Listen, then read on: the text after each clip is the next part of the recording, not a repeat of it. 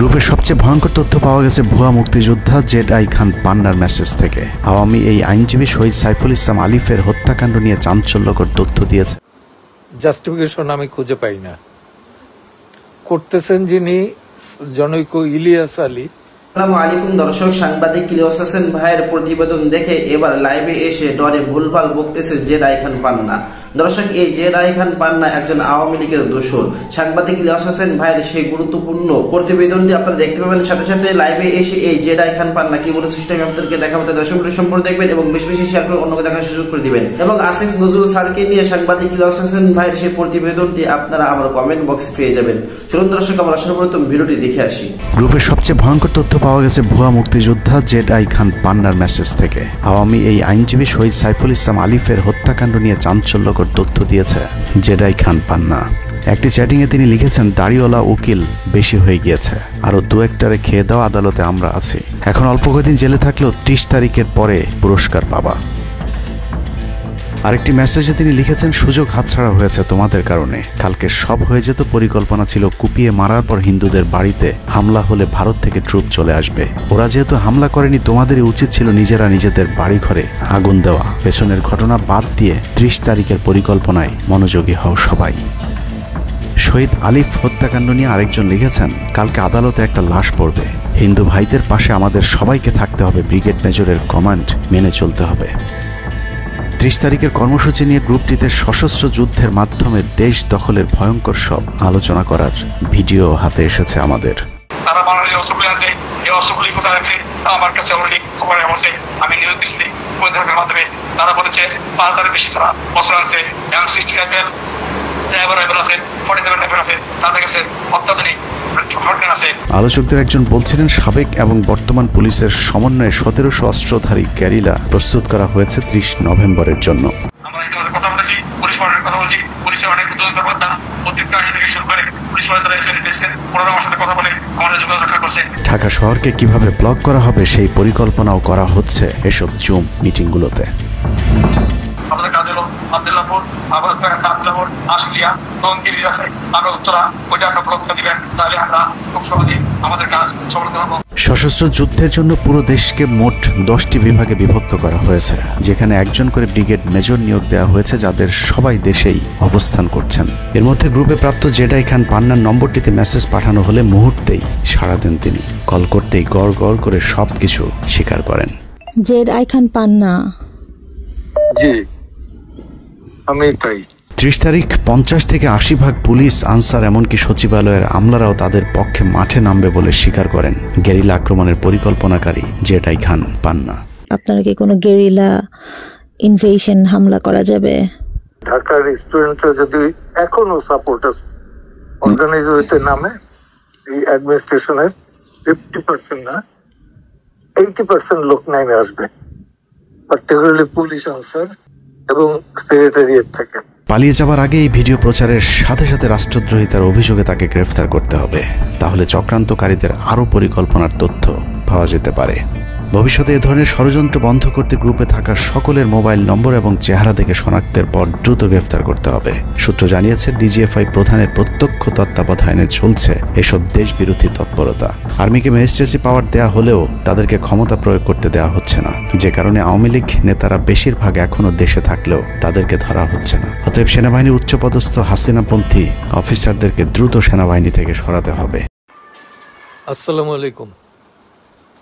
আমি প্রায় 1 সপ্তাহের উপর যাবৎ বিছানায় অসুস্থ অবস্থায় আছি। আজকে আমার জন্মদিন। এই সময় কিছু ফোন পেলাম, পার্টিকুলারলি একটা ফোন, সেখান থেকে আমাকে থ্রেটই করা হলো। তারপরে আবার একটা যাকে আমি জানতাম এক এটিএনের হিসাবে, রিপোর্টার হিসাবে, সে আমাকে একটা পাঠাই বলল যে সেখানে আমার ভয়েস আছে এবং আমি নাকি দেশের বিরুদ্ধে ষড়যন্ত্র করছি। তো আমার ভয়েসও সেখানে নাকি আছে। কার সাথে কি ভয়েস আছে সেটা মিলিয়ে দেখুক। এইভাবে আমার নামে বদনাম করার জাস্টিফিকেশন আমি খুঁজে পাই না। করতেছেন যিনি জনৈক ইলিয়াস আলী, না ইলিয়াস হোসেন কি যেন নাম, এক সময় নাকি চ্যানেল 21-এর চোখে প্রোগ্রাম করতেন, বিদেশে আছেন তিনি। শুধু আমার বিরুদ্ধে নয়, আসিফ নজরুলের বিরুদ্ধেও বলছেন, সেনাপ্রধানের বিরুদ্ধেও বলছেন। তবে আমি একটা জিনিস ক্লিয়ার করতে চাই, আইনজীবীরা আমাকে গত 12 বছর যাবৎ চিনেছেন।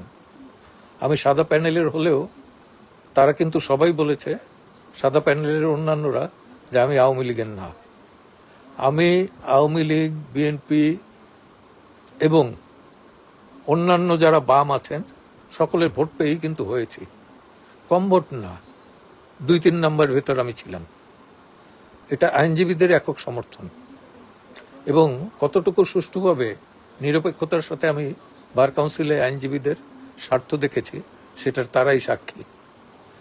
আর সাম্প্রদায়িকতা আমার ভেতর নাই, কিন্তু আমি একজন ফ্রিডম ফাইটার। আর টেক্সট মেসেজ হিসাবে যেটা দেখানো হয়েছে এটা তাদেরকে প্রুভ করতে হবে, একদম প্রুভ করতে হবে। সম্পূর্ণ মিথ্যা কতগুলো টেক্সট মেসেজ আমার নামে তারা এটা চালু করেছে এবং আরো কার কার নামে চালু করেছে আমি জানি না। সবাই সতর্ক থাকবেন এদের সম্পর্কে। আমি বুঝতে পারছি যে দেশের বিরুদ্ধে আর একটা গভীর ষড়যন্ত্র চলছে।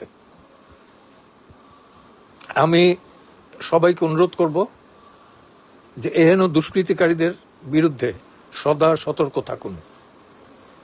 আর আইনজীবীদের বেলা, আইনজীবীদের স্বার্থে আমি কখনোই এক পা পিছাইনি, এতটুকু আত্মসমর্পণ বা দুর্বলতা দেখাইনি। বরঞ্চ অন্যান্যরা দেখালেও আমি কোনো পদে না থাকা সত্ত্বেও আমি কিন্তু প্রতিবাদ জানিয়েছি। আমি জানি না কি কারণে এই ইলিয়াস আলী গংরা আমার পেছনে লেগেছে।